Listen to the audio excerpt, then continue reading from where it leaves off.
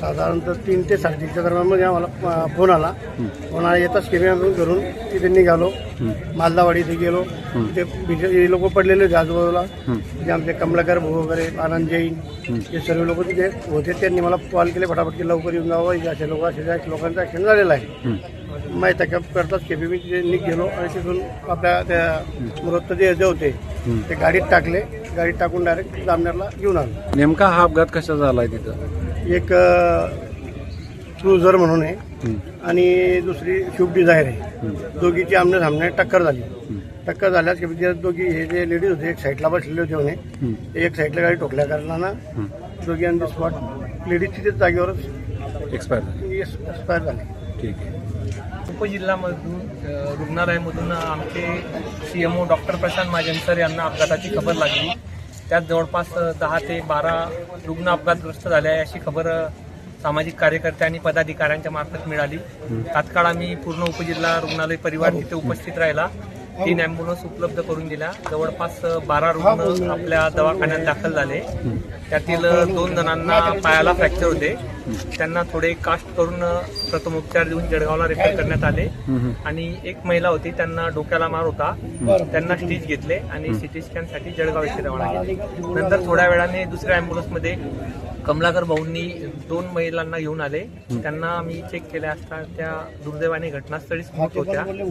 त्यांच्या नातेवाईकांना संपर्क करण्याचा प्रयत्न सुरू आहे. प्रथमदर्शनी ते नाशिक विभागातले असल्याचे समजत आहे. एकूण अपघातात किती मृत्यू आहे आणि किती जखमी आहेत? अपघातामध्ये एकूण आपल्या उपजिल्ह्यामध्ये जे 2 दाखल झाले ते मृत्यू आहेत आणि 14 रुग्ण जवळपास दवाखान्यात आलेले होते.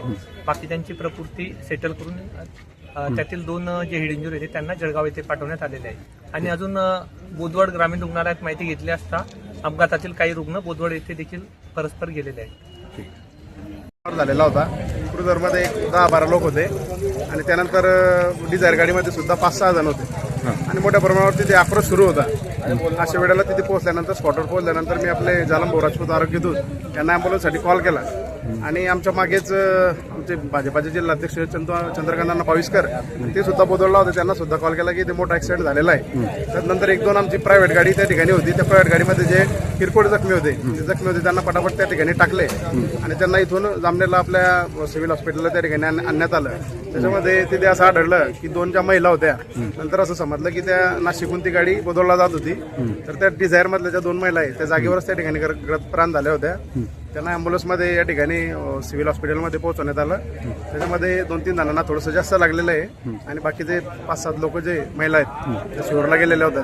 त्यांना थोडीशी किरकोळ त्या ठिकाणी दुखापत झालेली आहे. असं एकूण घटना त्या ठिकाणी घडला. नेमका हा दर्शनचं असं म्हणणं होतं की ही क्रुझर गाडी जी येत होती बोदवडकडून येणारी जी जामनेरकडे जात होती ती तिच्या मार्गाने बरोबर होती.